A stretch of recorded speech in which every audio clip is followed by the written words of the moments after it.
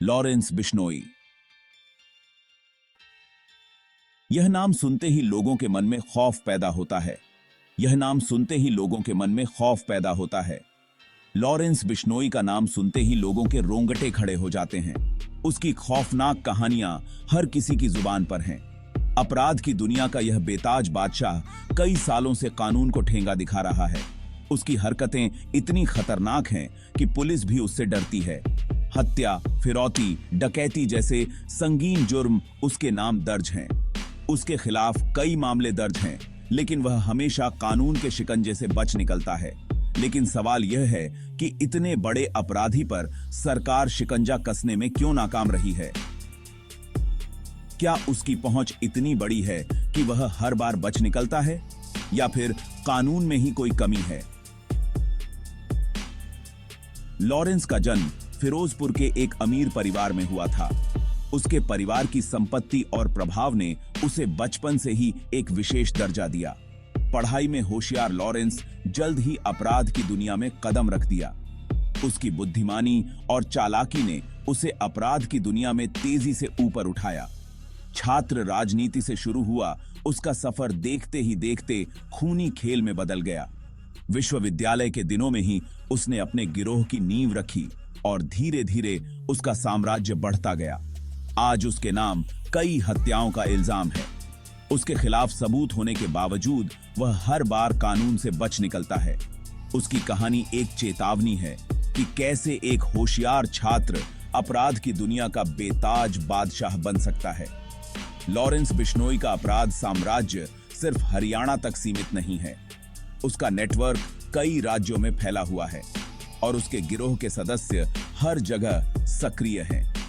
Police और सुरक्षा एजेंसियां लगातार उसे पकड़ने की कोशिश कर रही हैं, लेकिन उसकी चालाकी और नेटवर्क की मजबूती के कारण वह हर बार बच निकलता है।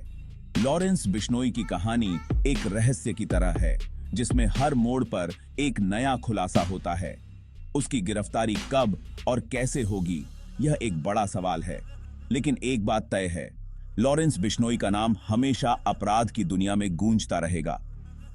उसकी कहानी एक चेतावनी है कि कैसे एक होशियार छात्र अपराध की दुनिया का बेताज बादशाह बन सकता है। मां पहली बार तब सुर्खियों में आया जब उसने एक कॉलेज के चुनाव में अपने ओपोनेंट को जान से मारने की धमकी दी।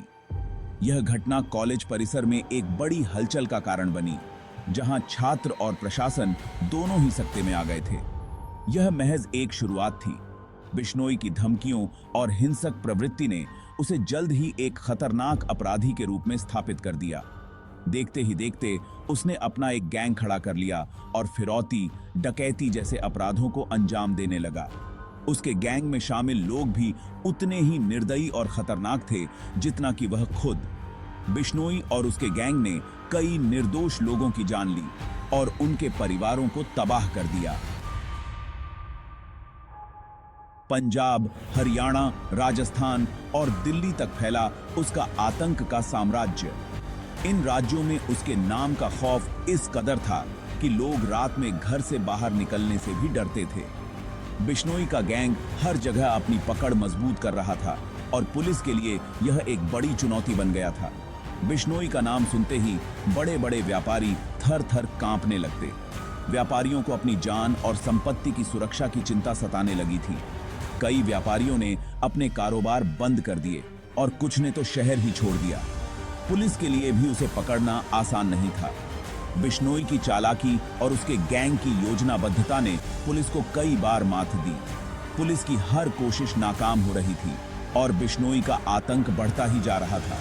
वह पुलिस को लगातार चकमा देकर फरार हो जाता। उसकी गिरफ्तारी के लिए कई बार बड़े ऑपरेशन चलाए गए, लेकिन हर बार वह बच निकलता। बिश्नोई की यह चालाकी और उसकी फरारी की घटनाएं उसे और भी खतरनाक बना रही थीं। पुलिस और जनता दोनों ही उसकी गिरफ्तारी के लिए बेताब थे, लेकिन बिश्नोई का आतंक का साम्राज्य अभी भी कायम था। सरकार पर लॉरेंस के खिलाफ एक्शन न लेने के आरोप लगते रहे हैं, लेकिन सवाल यह है कि क्या वाकई सरकार उसके खिलाफ कार्रवाई नहीं करना चाहती, या फिर कानूनी पेचोपीचियां सरकार के हाथ बांध रही हैं? भारतीय कानून व्यवस्था के तहत किसी भी व्यक्ति को दोषी तब तक नहीं माना जा सकता जब तक उसके खिलाफ पुख्ता सबूत न हो। लॉरेंस के मामले में भी यही दिक्कत है। उसके खिलाफ गवाहों को डराया धमकाया जाता है, सबूतों को मिटा दिया जाता है जो सरकार को लॉरेंस के खिलाफ सख्त कदम उठाने से रोकती है। राजनीतिक दबाव। यह दबाव कई स्तरों पर काम करता है और इसके पीछे कई कारण होते हैं। कहा जाता है कि लॉरेंस के तार कई बड़े नेताओं और अफसरों से जुड़े हैं। ये संबंध केवल सतही नहीं हैं, बल्कि गहरे और जटिल हैं। लॉरेंस का नेटवर्क इतना विस्तृत है कि वह कई महत्वपूर्ण निर्णयों को प्रभावित कर सकता है। ये नेता और अफसर उसे प्रोटेक्शन देते हैं और बदले में लॉरेंस उनके इशारों पर काम करता है। यह एक दो तरफा सौदा है जहां दोनों पक्षों को लाभ होता है। लॉरेंस को सुरक्षा मिलती है और नेताओं को एक वफादार सहयोगी। चुनाव के समय लॉरेंस का गैंग इन नेताओं के लिए पैसा और बाहुबल जुटाता है। यह पैसा चुनाव प्रचार, रैलियों और अन्य गतिविधियों में खर्च होता है। बाहुबल का उपयोग विरोधियों को डराने और मतदाताओं को प्रभावित करने के लिए किया जाता है। ऐसे में सरकार अगर लॉरेंस के खिलाफ कार्रवाई करती है तो उसे इन नेताओं के विरोध का सामना करना पड़ सकता है। यह विरोध केवल राजनीतिक नहीं होगा, बल्कि इसमें सामाजिक और आर्थिक पहलू भी शामिल होंगे। सरकार को यह भी सोचना होगा कि इस कदम का असर आम जनता पर क्या होगा। लॉरेंस के खिलाफ कार्रवाई करने से सरकार को कई चुनौतियों का सामना करना पड़ सकता है, जिनमें से कुछ का समाधान करना आसान नहीं होगा। इसीलिए सरकार को हर कदम सोच समझकर उठाना होगा ताकि किसी भी प्रकार की अनहोनी से बचा जा सके। सरकार के लिए एक और चुनौती है जनता की प्रतिक्रिया। एक वर्ग ऐसा भी है जो लॉरेंस को अपना मसीहा मानता है। खासकर यंगस्टर्स में लॉरेंस को लेकर एक अलग तरह का हीरो वर्शिप देखने को मिलता है। ऐसे में अगर सरकार लॉरेंस के खिलाफ कोई बड़ा एक्शन लेती है तो उसे इन लोगों के गुस्से का सामना करना पड़ सकता है। यह सरकार के लिए एक बड़ी चुनौती है। लॉरेंस बिश्नोई का मामला एक दो दिन का नहीं है। यह एक कॉम्प्लेक्स प्रॉब्लम है जिसका सॉल्यूशन आसान नहीं है। लॉरेंस का नेटवर्क बहुत बड़ा है। उसके तार देश ही नहीं विदेशों तक फैले हुए हैं। कई बड़े गैंगस्टर उसके साथ मिले हुए हैं। हथियारों और नशीले पदार्थों की तस्करी से लेकर सुपारी किलिंग तक लॉरेंस का गैंग हर तरह के अपराध में शामिल है। सरकार लॉरेंस के खिलाफ कार्रवाई करने से पीछे नहीं हटी है। पुलिस लगातार उसके खिलाफ सबूत जुटा रही है। उसके गुर्गों को गिरफ्तार किया जा रहा है। उसके इलीगल धंधों का पर्दाफाश किया जा रहा है।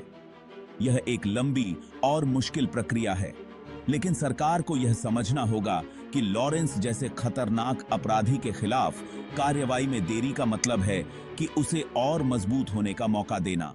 सरकार की मंशा पर शक नहीं किया जा सकता, लेकिन सवाल यह है कि क्या सरकार लॉरेंस के खिलाफ उतनी तेजी से कार्रवाई कर रही है जितनी तेजी से उसे करनी चाहिए? क्या सरकार वाकई लॉरेंस को सलाखों के पीछे देखना चाहती है? सरकार को समझना होगा कि लॉरेंस जैसे अपराधी के लिए कानून का डर ही सबसे बड़ा हथियार है। अगर उसे यह एहसास हो गया कि वह कानून से ऊपर है, तो फिर उसे रोकना नामुमकिन हो जाएगा। लॉरेंस बिश्नोई का मामला एक चुनौती है, सरकार के लिए, कानून व्यवस्था के लिए और समाज के लिए। सरकार को एक ऐसा रास्ता निकालना होगा जिससे न सिर्फ लॉरेंस को सजा मिल सके, बल्कि कानून का राज भी कायम रहे। यह एक कठिन काम है, लेकिन नामुमकिन नहीं। सरकार को चाहिए कि वह बिना किसी दबाव में आए निष्पक्ष तरीके से लॉरेंस के खिलाफ कार्रवाई करे। यह मामला सिर्फ सरकार या पुलिस का नहीं है, यह हम सबका है। हमें मिलकर लॉरेंस जैसे अपराधियों के खिलाफ आवाज उठानी होगी। हमें सरकार पर दबाव बनाना होगा कि वह लॉरेंस के खिलाफ सख्त से सख्त कार्रवाई करे। आपकी क्या राय है? क्या सरकार लॉरेंस बिश्नोई के खिलाफ सख्त कार्रवाई कर रही है? अपनी राय कमेंट बॉक्स में जरूर लिखें।